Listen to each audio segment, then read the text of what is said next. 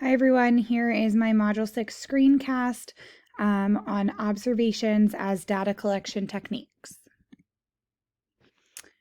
So observations are a set of qualitative data that involve carefully watching and systematically recording what you see and hear going on in a particular setting.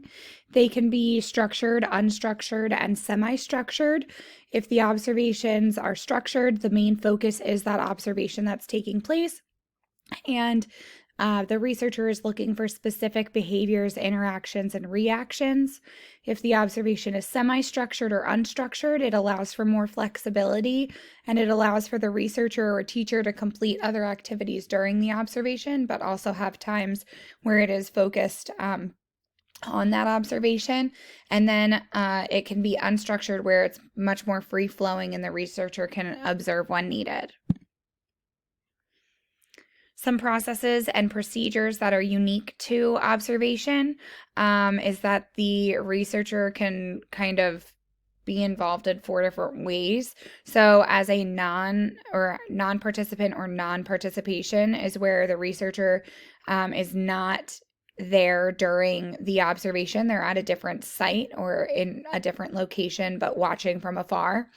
A complete observer is where the researcher is there just listening and observing, but not interacting. And in addition to eavesdropping, they can be taking pictures, they can be audio taping or videotaping.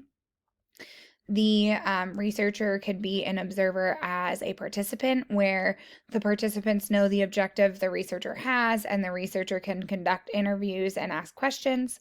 And then the last one that I found, it could be moderate or peripheral, where the researcher interacts with insiders and engages in similar activities as the subjects that they are observing.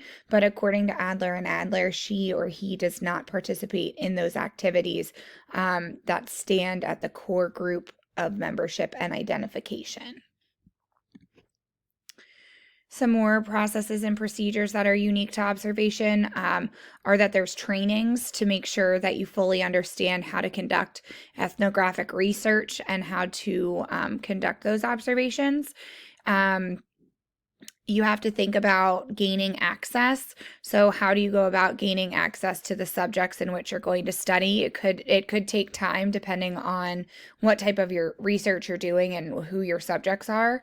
I was thinking that if we weren't teachers and we needed to get into a school to make observations of some sort, that it would maybe take a while to go through the district to get all your clearances and everything like that turned in. And then leaving the field as well. How will you leave after your research is completed? Will it be abrupt or gradual? Will there be an emotional attachment at the end? So same thing, going back to my example of having to go into a school where you don't necessarily work. Would you be working with students and would you just, when your research is finished, just leave? Would it be gradual? And once you're working with those children for however long that you are, there could be an emotional attachment at the end as well. The length of time in the field, it depends on your research question or study. It could be longer or shorter. And then the data collection, you can take field notes, logs, and it also uses the 5 senses. Observations are considered to be qualitative. They're looking at interactions, reactions, specific behaviors, or actions. The best type of questions that this technique would answer would be looking at student behavior, understanding concepts through discussions, participation, student engagement, interactions and relationships, and then student focus, staying on task. Some of the strengths of observations is that it allows for actual student behavior data instead of biases or perceptions. It allows for the teacher to observe things that they might not have noticed through just interacting with the child. And with so many different resources available for the educator to use during observations, they're able to see more than what they normally would in their while they're teaching their own class. if they were videotaping or even audio recording, even taking pictures, they might be able to see more than what they do when they're just teaching a regular everyday lesson. Some of the weaknesses are that observations can change student behavior depending on the resource being used to collect the data. So if if a student sees someone there with paper or pencil, or even video recording or audio recording, it might make them change their behavior. Going along with that, if a student is aware that they're being observed, their behavior could change and you would not get accurate results or findings. If teachers are working collaboratively, they might interpret the data differently. It could be tedious and time consuming for a teacher or researcher, depending on what the question is. And then a quote that I found: in addition, despite the level of involvement with the study group, the researcher must always remember that his or her primary role as a researcher and remain detached enough to collect and analyze the data relevant to the problem under investigation.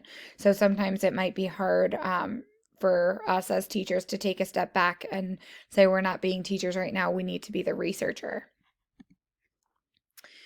Just a few concerns that I came up with. So for ethical, I know some school districts or all school districts make parents turn in a form that says whether or not their child can be photographed. So we just need to make sure that if we're videotaping or photographing students, that they're covered under that, or what we would need to do there.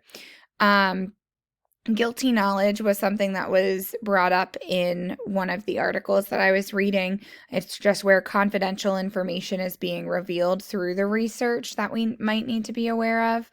For validity, there could be researcher bias, the interpretation of the data, and then selective recording. And for reliability, I was just thinking that student emotions or different events in their lives could change their behavior. So other methods of research are ones that can be easily conducted more than once. Observations can too, but I was thinking like different assessments and things like that. But I feel like if you're observing a student who's struggling with outside factors, whether it's their emotions, things happening at home, or different events that are taking place, the observation could be skewed due to those outside factors affecting the student, which would make the observation not that reliable. Just thinking, some of my kids come in and they are fine one day, and then the next day their whole attitude and behavior completely changes. So that's just something to think about. And here are my references. Please let me know if you guys have any questions about observations, and I look forward to learning a little bit more about the other research methods that you guys chose. Thanks.